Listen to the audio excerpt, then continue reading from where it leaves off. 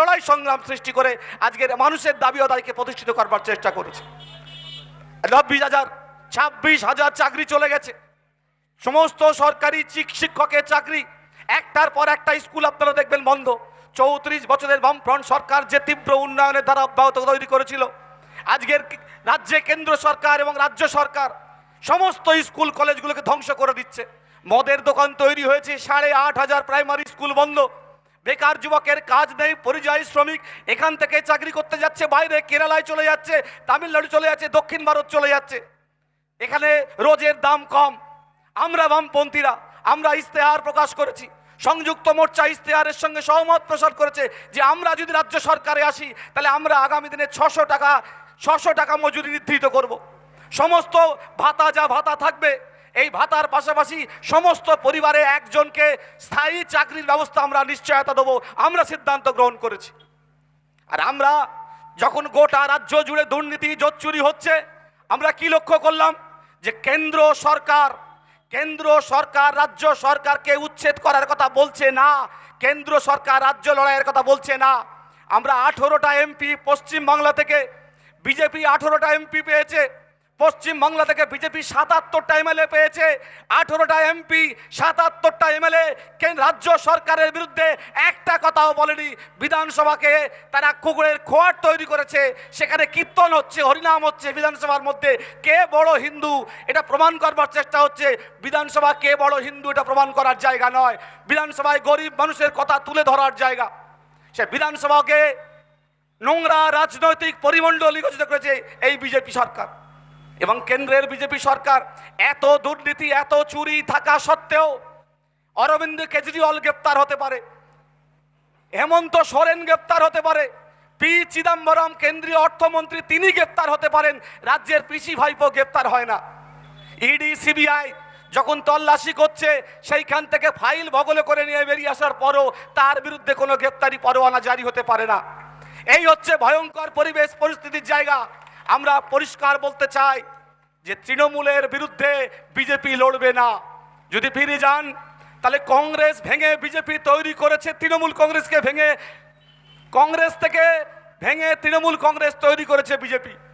এলকে আদবানি অটল বিহারী বাজপেয়ী না থাকলে এই তৃণমূল কংগ্রেস তৈরি হতো না। শ্রমিক ভট্টাচার্য বলেছে, আমি বলিনি। তৃণমূল কংগ্রেস বিজেপির সেটিং আছে, পশ্চিম বাংলার 60% মানুষ মনে করে, তাই জন্যে আজকে তৃণমূল কংগ্রেসের গায়ে কোনো হাত পড়ে না। কয়লা চুরি, গরু চুরি, বালি চুরি, এমন কোনো চুরি নেই যে এরা করেনি। দুর্নীতি ভয়ে ভয়ঙ্করভাবে অভিযুক্ত এরা, তাদের হাতে হাত পড়ে না।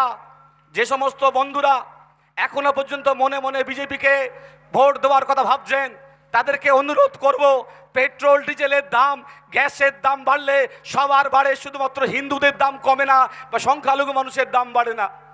তাই সমস্ত মানুষের কাছে অনুরোধ করব, এবারের বিধানসভা নির্বাচন পশ্চিম বাংলার মানুষ জিতবে কি জিতবে না তার নির্বাচন। এবারের বিধানসভা নির্বাচন এমন একটা নির্বাচন সেখানে গরিব খেটে খাওয়া মানুষের অধিকার রক্ষিত হবে কি হবে না তার নির্বাচন। এবারে বিধানসভা নির্বাচনে আপনার ভোট অত্যন্ত গুরুত্বপূর্ণ। রাজ্যের বাইরে থেকে একদল লোক এখানে আসবে যারা পশ্চিম বাংলার কৃষ্টি যায় না, সংস্কৃতি যায় না। পশ্চিম বাংলায় রামনবমী আগেও পালিত হয়েছে, পশ্চিম বাংলায় আগেও দুর্গা পুজো পালিত হয়েছে, কিন্তু একটাও দাঙ্গা বামফ্রন্ট সরকারের আমলে হয়নি। তার কারণ জ্যোতি বসু চায়নি তাই দাঙ্গা হয়নি, জ্যোতি বসু চায়নি তাই দাঙ্গা হয়নি। পশ্চিম বাংলার বামপন্থীর মানুষরা 34 বছর দেখিয়ে দিয়েছে কীভাবে সরকার চালাতে হয়। ভূমি সংস্কার থেকে শুরু করে একগুচ্ছ দাবি কথা আমি বলে দিতে পারি, কিন্তু আজকের পরিস্থিতি ভিন্ন। এ রাজ্য ভয়ঙ্করভাবে দেউলিয়াপনায় রূপিত হয়েছে। এই রাজ্য খেটে খাওয়া মানুষের অধিকার ভয়ঙ্করভাবে চূড়ান্তভাবে অবলিত হওয়ার চেষ্টা হয়েছে। মানুষ থাকতে পারছে না, মানুষের বিপদের মধ্যে পরিচিত হয়েছে। তাই আপনাদের কাছে আমার একান্ত অনুরোধ, মিনিট কি বেশি কিছু বলবো না আমি, নওশাদ সাহেব বলবেন, কিন্তু করজোড়ে আপনাদের কাছে অনুরোধ করছি, এই বিধানসভা নির্বাচনে বিপুল ভোটে জয়যুক্ত করে নওশাদ সিদ্দিকী সাহেবকে বিধানসভায় পাঠান। আর পশ্চিম বাংলা জুড়ে আর যে পরিবেশ তৈরি হয়েছে, বামপন্থীরা যেখানে যেখানে লড়াই করছে, আপনার গদি মিডিয়া দেখাবে না, গদি মিডিয়া টাকা খেয়ে বাইনারিতে শার্ট হয়ে আছে। আপনি সোশ্যাল মিডিয়া খুলে দেখবেন লক্ষ লক্ষ মানুষের জমায়েত হয়েছে। গতকাল নওশাদ সিদ্দিকী সাহেব নমিনেশন ফাইল করতে গিয়েছিল, হাজার হাজার মানুষ সেখানে জমায়েত হয়েছে। গোটা পশ্চিম বাংলা জুড়ে যাদের নমিনেশন ফাইল হয়েছে, দেখবেন লক্ষ লক্ষ মানুষ এই নমিনেশন ফাইলে মানুষের সঙ্গে ছিল। লাল ঝান্ডা গোটা রাজ্য জুড়ে লড়ছে, এই আইএসএফ গোটা রাজ্য জুড়ে লড়ছে। যেখানে যেখানে লড়ছে সেখান থেকে বিপুল ভোটে জয়ী হবে, মানুষ তাদেরকে ভোট দিয়ে নির্বাচিত করবে। আগামী দিন আইএসএফ বামপন্থী সমর্থিত সরকার তৈরি হবে, সেই সরকার হবে মানুষের সরকার। সেই সরকার লুটে খাওয়াদের সরকার নয়, সেই সরকার গরিব মানুষের কথাকে সঙ্গত করবে, ধর্মের ভিত্তিতে মানুষকে বিভাজন করবে না।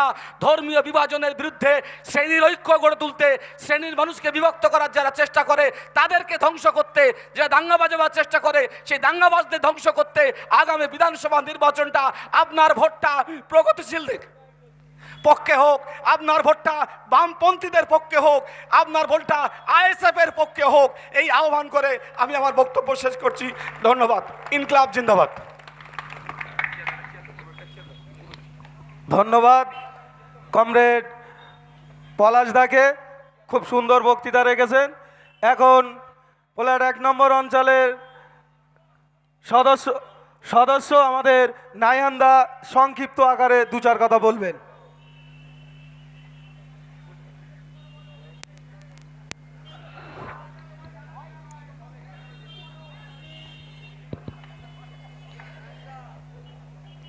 স্টেজে উপস্থিত সকল আমাদের নেতৃত্বকে আর আমাদের সামনে উপস্থিত যত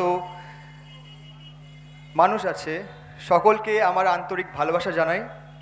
দুটো কথা বলবো, এটা অস্বীকার করার কোনো জায়গা নেই যে তৃণমূল কংগ্রেসের